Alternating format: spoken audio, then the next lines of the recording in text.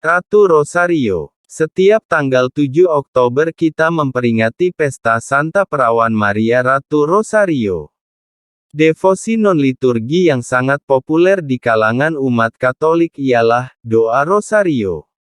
Di dalamnya umat beriman merenungkan karya penebusan Kristus di dalam 15 peristiwa sejarah keselamatan. Perihal doa Rosario ini terdapat anggapan umum berikut, bahwasanya di masa lampau doa Rosario seperti yang kita kenal ini di dalam gereja dianggap sebagai pemberian Santa Maria sendiri kepada salah seorang pencintanya, yaitu Santo Dominikus, pendiri Ordo Pengkhotbah. Oleh karena itu untuk memahami sedikit lebih dalam perihal doa Rosario itu, ada sedikit sejarah perkembangan doa Rosario itu. Catatan sejarah tentang awal mula praktek doa Rosario diambil dari kebiasaan doa di kalangan para rahib di dalam kehidupan monastik zaman dulu. Pada masa itu para rahib biasanya setiap hari mendaraskan 150 buah mazmur, doa ofisi, sebagaimana terdapat di dalam kitab suci. Para rahib awam yang tidak tahu membaca mengganti pendarasan mazmur itu dengan 150 buah doa yang lain. Biasanya doa pengganti itu ialah doa, Pater Noster, Bapa Kami. Doa Bapa Kami memang sudah semenjak gereja perdana dianggap sebagai doa gereja yang paling penting. Para calon baptis yang sedang dalam masa katekumen, harus menghafal doa Bapa Kami itu di samping kredo, syahadat para rasul. Untuk mempermudah mereka mengetahui berapa sudah doa Bapa Kami yang didaraskan, mereka menggunakan seutas tali bersimpul atau bermanik-manik. Oleh karena tali itu dipakai untuk menghitung doa, Pater Noster, maka tali itu lazim disebut juga Pater Noster. Pada abad ke-11 berkembanglah kebiasaan memberi salam kepada Bunda Maria bila seseorang melewati patung atau arca Maria. Pada masa itu belum dikenal bentuk doa salam Maria seperti sekarang ini. Dahulu doa itu masih singkat, hanya terdiri dari bagian pertama yang berakhir dengan kata-kata, dan terpujilah buah tubuhmu. Jumlah doa salam Maria yang sempat didaraskan dihitung pada tali, Pater Noster, itu. Lama-kelamaan berkembanglah kebiasaan untuk menggantikan doa Bapa Kami dengan doa salam Maria. Jumlahnya tetap 150 sesuai jumlah mazmur yang didaraskan para rahib. Karena pada masa itu 150 buah mazmur yang didaraskan itu sudah dibagi ke dalam 3 bagian, masing-masingnya terdiri dari 50 buah, maka doa salam Maria yang didaraskan oleh para rahib itu pun dibagi dalam 3 bagian dengan masing-masing bagian terdiri dari 50. Rangkaian salam Maria yang terdiri dari 50 buah itu disebut korona, sama dengan mahkota. Kata ini mengingatkan kita akan hiasan-hiasan kembang menyerupai mahkota yang biasanya dibuat pada arca-arca Bunda Maria. Bagian kedua doa, Salam Maria, yaitu, Santa Maria Bunda Allah, doakanlah kami yang berdosa ini, sekarang dan pada waktu kami mati, Amin, menjadi doa resmi semenjak Paus Pius kelima tahun 1566 sampai tahun 1572, meresmikan terbitan, Breviarium, doa harian gereja pada tahun 1568. Namun bagian kedua itu baru diterima umum pada abad 17. Bagian pertama doa, Salam Maria, yang melukiskan tentang peristiwa kunjungan malaikat Gabriel kepada Maria dan kesediaan Maria menerima Yesus dalam rahimnya, diambil dari kitab suci. Itulah peristiwa awal, penjelmaan juru selamat. Sukacita itu kemudian diungkapkan Maria sendiri kepada Elizabeth, sanaknya yang pada waktu itu sudah hamil juga. Sejak abad ke-12, doa Salam Maria mulai diulang-ulang selama berlangsungnya doa untuk mengenang 5 sukacita Santa Maria, kabar sukacita, kelahiran Yesus, kebangkitan Yesus, kenaikan Yesus, dan pengangkatan Maria ke surga. Lama-kelamaan, 5 peristiwa sukacita itu, ditambah antara lain dengan peristiwa penampakan Tuhan Epifani Pentakosta atau kunjungan kepada Elizabeth, sehingga menjadi 7 sukacita Maria.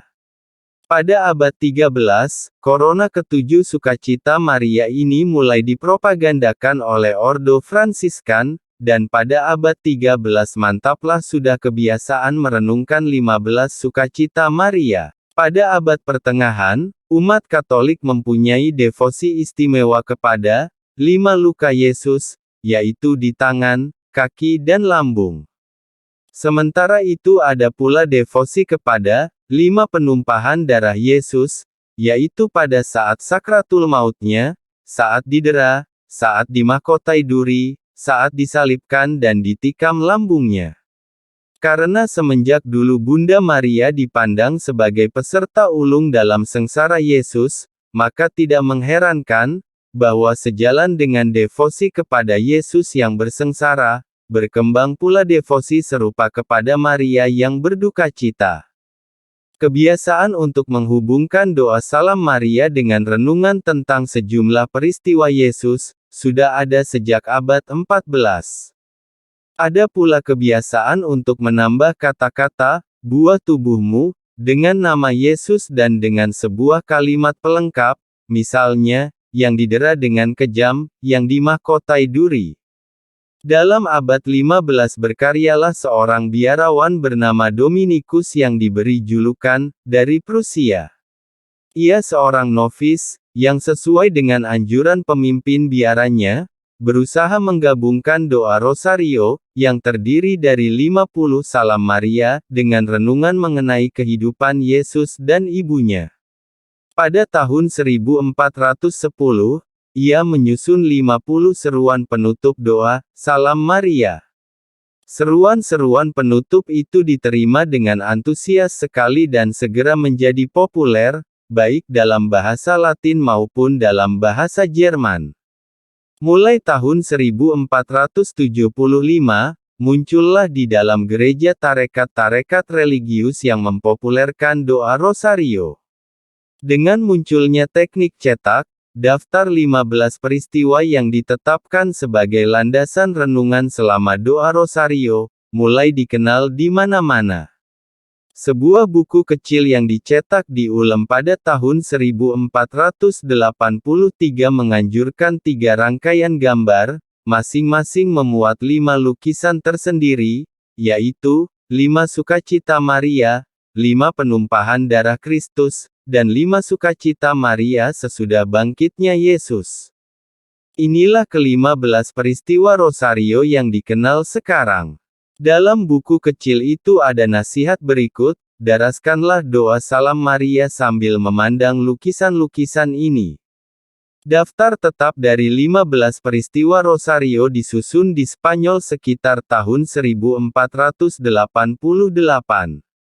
Daftar itulah yang disahkan oleh Paus Pius kelima, seorang biarawan Dominikan, ketika beliau menetapkan Rosario sebagai doa gereja yang sah. Setahun sebelum Paus Pius mengesahkan teks doa Salam Maria. Ada sekian banyak peristiwa yang mendorong pimpinan tertinggi gereja menghimbau bahkan mendesak umat berdoa Rosario untuk memohon perlindungan Bunda Maria atas gereja dari segala mara bahaya.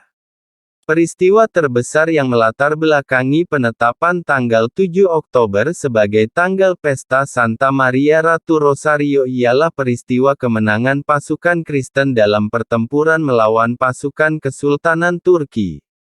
Menghadapi pertempuran ini Paus Pius kelima menyerukan agar seluruh umat berdoa Rosario untuk memohon perlindungan Maria atas gereja. Doa umat itu ternyata dikabulkan Tuhan. Pasukan Kristen di bawah pimpinan Don Yohanes dari Austria berhasil memukul mundur pasukan Turki di Lepanto pada tanggal 7 Oktober tahun 1571, minggu pertama bulan Oktober tahun 1571. Sebagai tanda syukur Paus Pius kelima tahun 1566 sampai tahun 1572, menetapkan tanggal 7 Oktober sebagai Hari Pesta Santa Maria Ratu Rosario. Kemudian Paus Clemens ke-9 tahun 1667 sampai tahun 1669 mengukuhkan pesta ini bagi seluruh gereja di dunia. Dan Paus Leo ke-13 tahun 1878 sampai tahun 1903 lebih meningkatkan nilai pesta ini dengan menetapkan seluruh bulan Oktober sebagai bulan Rosario untuk menghormati Maria. Kemudian berdoa Rosario itu langsung diminta Bunda Maria sendiri agar didoakan umat pada peristiwa-peristiwa penampakannya di Lourdes, Prancis 1858, Fatima, Portugal 1917 di Beauraing, Belgia tahun 1932 sampai tahun 1933 dan di berbagai tempat lainnya akhir-akhir ini. Pada Oktober tahun 2002, Paus mengeluarkan surat apostolik Rosarium Virginis Mariae, RVM, yang menguraikan doa Rosario dan menambahkan peristiwa terang.